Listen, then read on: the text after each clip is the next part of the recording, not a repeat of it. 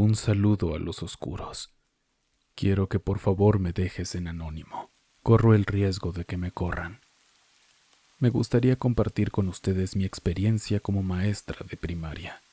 Llevo muchos años dando clases, pero este caso en particular me marcó mucho. Era mi primer año trabajando en esa escuela. Me habían asignado un grupo de 4º grado y estaba emocionada por conocer a mis nuevos alumnos. El primer día de clases todo parecía normal, pero hubo un niño que me llamó la atención. Llamémosle Mateo. Era un poco más bajito que los demás y se veía muy tímido.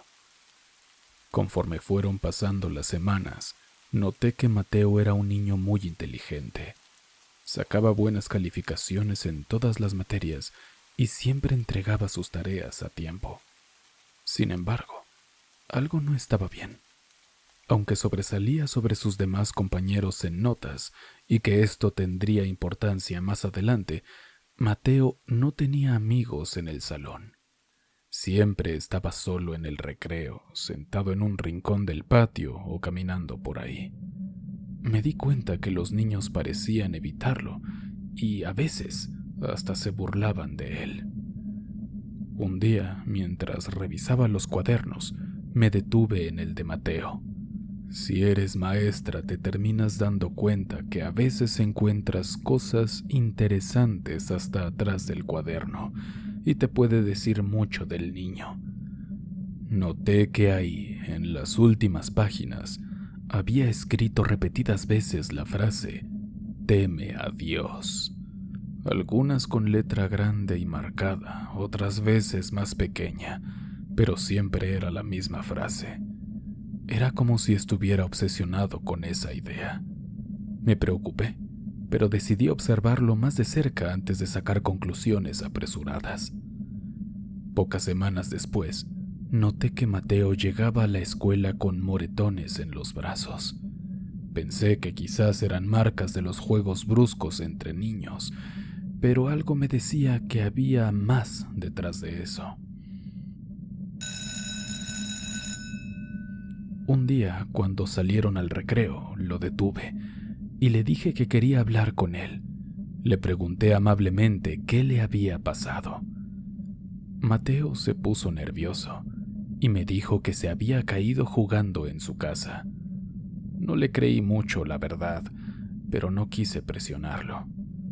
La situación con Mateo me tenía cada vez más intranquila. Decidí poner más atención a la dinámica del grupo. Me di cuenta de que efectivamente algunos niños molestaban a Mateo, se burlaban de él y lo excluían de los juegos.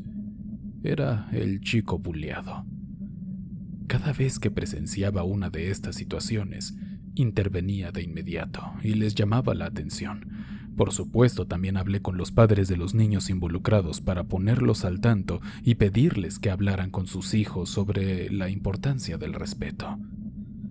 A pesar de mis esfuerzos, Mateo seguía llegando con moretones. Estaba segura de que el acoso escolar no era tan grave como para causar esas marcas. Y yo ya tenía un mal presentimiento. Pensaba que quizás algo estaba pasando en su casa, pero no tenía pruebas. Así que decidí citar a los padres de Mateo para tener una plática con ellos. El día de la reunión, los padres de Mateo entraron a mi salón. Se les veía muy simpáticos. Les expliqué mis preocupaciones sobre su hijo, los moretones, su aislamiento y las frases en su cuaderno. Y lejos de mostrarse consternados, los padres parecían sentirse como orgullosos. El padre de Mateo me explicó que ellos eran una familia muy religiosa y que estaban criando a su hijo para que fuera un hombre de bien, temeroso de Dios. Me dijeron que probablemente los moretones eran producto de correcciones que le aplicaban cuando Mateo hacía algo que iba en contra de sus creencias. Según ellos, era la forma de encaminarlo por el buen sendero de Dios. Ger, me quedé atónita, como seguro muchos que escucharon esto. No podía creer lo que estaba escuchando. Intenté hacerles ver que esa forma de corregir entre comillas a un niño era violencia, que estaban lastimando a su hijo no solo físicamente, sino emocionalmente. Pero ellos estaban convencidos de que era lo correcto. Salieron de mi salón con una actitud contraria totalmente con la que entraron, sin un poco de remordimiento. Inmediatamente después de la reunión, fui a hablar con la directora de la escuela. Le conté todo lo que había descubierto y le expresé mi preocupación por el bienestar de Mateo. Pero su respuesta me dejó tan o más impresionada que la actitud de los papás. Me dijo que era mejor no intervenir, que esa familia era muy influyente en la comunidad y que además hacían generosas donaciones a la escuela. Básicamente, me estaba diciendo que mirara hacia otro lado. Me sentí impotente, frustrada y enojada. ¿Cómo podían pedirme que ignorara una situación así? Pero también me sentía atada de manos. Sabía que si intentaba hacer algo por mi cuenta, podía meterme en problemas e incluso perder mi trabajo.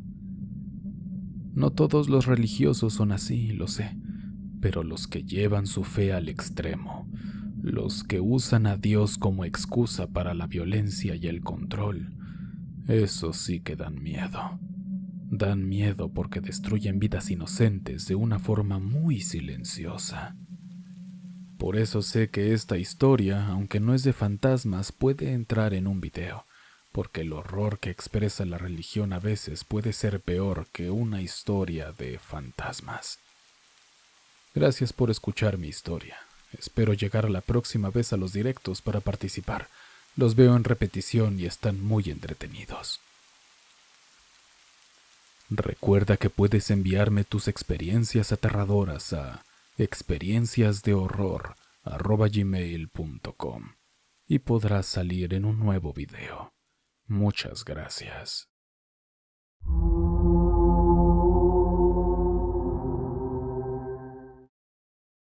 Hola, Ger. Esta experiencia le pasó a mi papá. Una disculpa si es un poco corta. Es algo que le sucedió cuando era joven y andaba mucho en moto, viajando a diferentes partes del país. En aquel entonces, mi papá era un hombre que le gustaba salir de viaje. Le gustaba recorrer nuevos lugares en su moto, conocer gente y vivir experiencias. Es importante mencionar que siempre que llegaba a un pueblo, tenía la costumbre de pasar a la iglesia del pueblo para agradecer que le había ido bien en el viaje. Era como un pequeño ritual para mostrar gratitud y pedir protección para el camino que le faltaba por delante. Un día, en uno de sus tantos viajes, llegó a un pueblo que estaba en dirección a Veracruz. No recuerda exactamente el nombre del lugar, pero sí que la iglesia le llamó la atención desde que la vio. Era un edificio muy antiguo y acogedor. Como de costumbre, mi padre entró a la iglesia para dar gracias. El interior era amplio y algo oscuro. Mientras caminaba por el pasillo central, se dio cuenta de que había una sala a un lado, separada del resto por una reja de metal. Le pareció curioso, así que se acercó para ver mejor.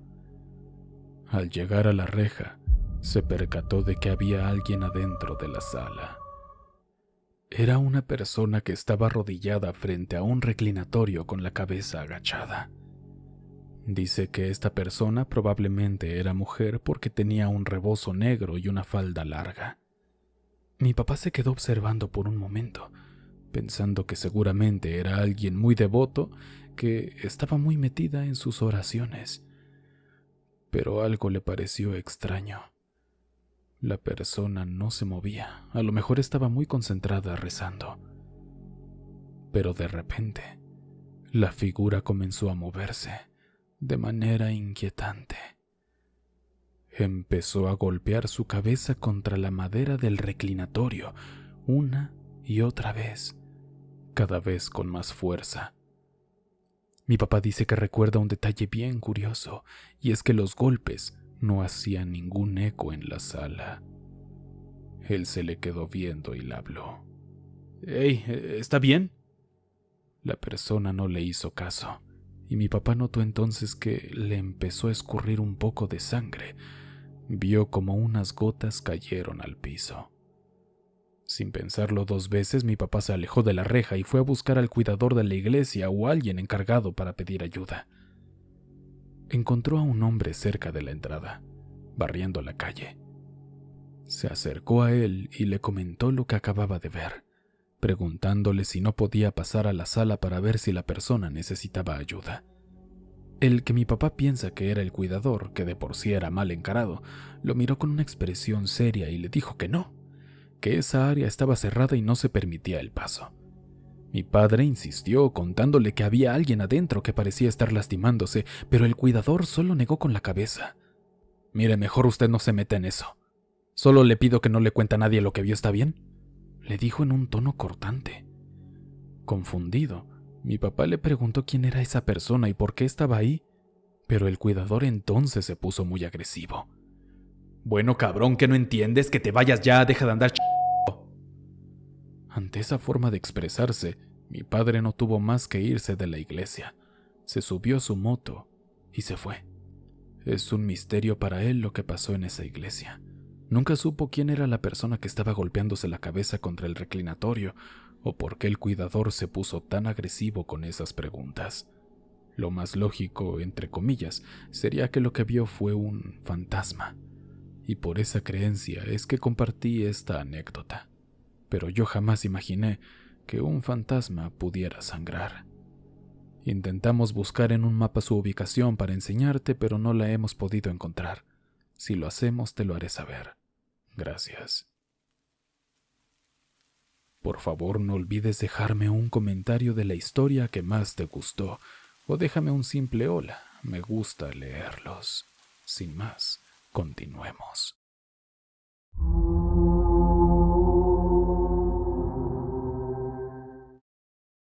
¿Qué tal? ¿Cómo están todos? Espero les guste mi historia. Me llamo Suriel. Una noche que regresé especialmente cansado del trabajo, me acosté temprano. Me quedé dormido casi de inmediato. En algún momento empecé a soñar. Lo extraño es que en mi sueño estaba en mi cuarto, en mi cama, tal cual como me había ido a dormir. Era de noche y todo se veía exactamente igual. Yo sabía que era un sueño, no sé cómo lo sabía, pero lo sabía, a pesar de que se sentía todo tan real. De repente, en la esquina de mi cuarto pude ver una figura oscura. No podía distinguir bien qué era, pero poco a poco se fue acercando. Fue muy poquito. Cuando estuvo lo suficientemente cerca, me di cuenta de que era el diablo. ¿Has tenido sueños donde ves a una persona que no conoces, pero de algún modo sabes o estás seguro de que es alguien en específico, como un familiar o amigo? Pues eso me pasó. Lo que vi no tenía la típica forma del diablo que se imagina uno, pero sabía que era el diablo. Era una criatura sin brazos, con una cabeza perfectamente lisa, sin ojos, pero con un simple agujero en la parte donde debía estar la boca. No pude verle las piernas. Entonces, escuché que dijo con la voz de un amigo muy cercano: «No subas al camión». Yo no me podía mover. No sé si era el miedo o qué cosa. No podía hacer nada. Mi abuela me decía que cuando me sintiera en peligro por lo que fuera, me pusiera a rezar. Y ahí en mi mente, recuerdo que empecé a decir todo lo que sabía religioso y a pedir ayuda a Dios. El diablo se quedó ahí unos instantes y después se desvaneció. En ese momento me desperté sobresaltado. Miré alrededor de mi cuarto, esperando ver al diablo en alguna esquina, pero no había nada. Todo estaba normal. Entonces era un sueño, ¿no? Traté de calmarme y convencerme a mí mismo de que solo había sido una pesadilla muy vívida. A la mañana siguiente, mientras me preparaba para ir al trabajo, no podía dejar de pensar en el sueño y en la advertencia del diablo. Una parte de mí quería hacerle caso y buscar otra forma de llegar a la oficina, pero la otra parte me decía que era una tontería, que solo había sido un mal sueño y nada más. Al final decidí no hacerle caso a la advertencia. Tenía que ir a trabajar y el transporte público era la única ruta que conocía. Además, repito, obviamente no le iba a hacer caso a un sueño, ¿no? Bueno, creo que muchos ya se esperan lo que va a pasar. Igualito como cada mañana salí de casa y caminé a la parada del autobús. Todo estaba igual que siempre. Me subí al autobús, pagué mi pasaje y me senté cerca de la ventana. El autobús comenzó el recorrido y ni siquiera andaba pensando en lo que había soñado. Yo solo traté de distraerme mirando por la ventana y escuchando música. Pero unos minutos después, todo sucedió. Por más increíble que parezca.